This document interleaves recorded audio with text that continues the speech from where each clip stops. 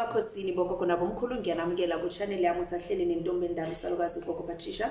So today ngizokhuluma nabantu abathi gogo, how does ukuyehlani, how does ukuyemanzini, how does ukuphahla endlini, you know, work, or how can I make it work for me? Because sometimes ngiyaphahla ngemanzini ngentabeni, but I feel ukuthi my prayers are not getting where they're supposed to go, right?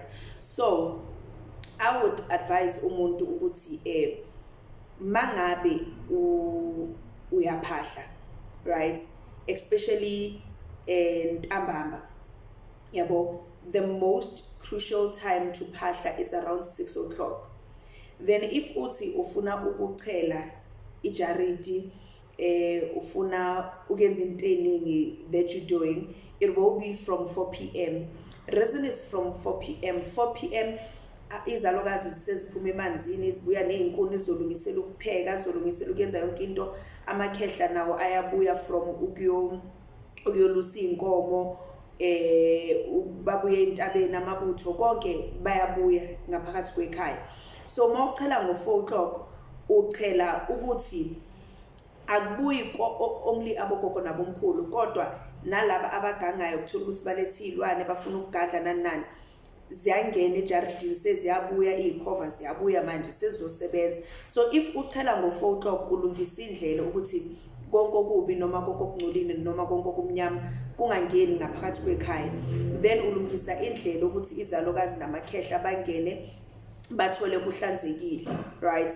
Then 6 o'clock mawuphahla bayakuza because already bangaphakathi kwekhaya. So it will be advisable for umuntu onabantu abadala to make sure ukuthi around boma 4-5 also uyapheka, right? Fanele kube ne-warmth phakathi kwekhaya. Fanele abogogo nabomkhulu bathole ukudla. You know how painful it is ugogo ubhekile ukuthi lo ngamnika imisebenzi, lo ngiyamnikeza imali, kodwa uyenzani imali ngoba ngaphakathi akunakudla, thina safika sesifuna ukudla. Okay, ibottle seziko kuyenzakalani, there's nothing. So those are the perfect times for you to cook and do everything, right?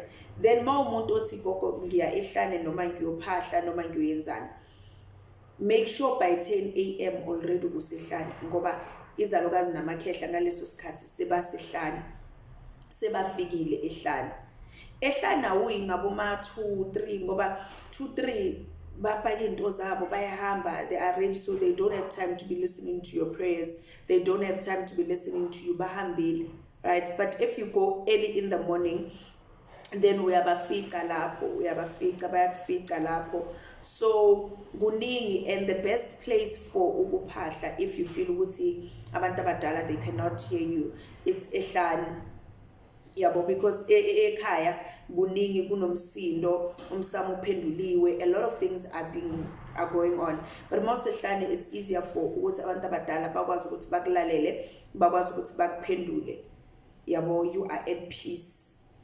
You are at peace. Angazi if abanye benu you've done imisebenzi ehlane whereby instead of wenza umsebenzi ekhaya uyenze ehlane, uyenza like endlini, ucreate indawo la uzosho ukuthi okay la umsamo ngenza indlu yabiyela, like you do a whole lot of things, yabo. Then umsebenzi wasehlane for mina it's more peaceful than ekhaya, because ekhaya kunomsindo, ekhaya abantu bangcolile bazofuna ukuthinta imisamo, like it's a lot. But anyway, sizokhuluma about such things as time goes by, especially how to properly do umsebenzi ehlane noma emfuleni or anything that you can think of. But anyways, ngiyabonga ukuthi nibe khona nibukele i-channel yami. Emakhosini, Thokozani, Gama, Kundawe.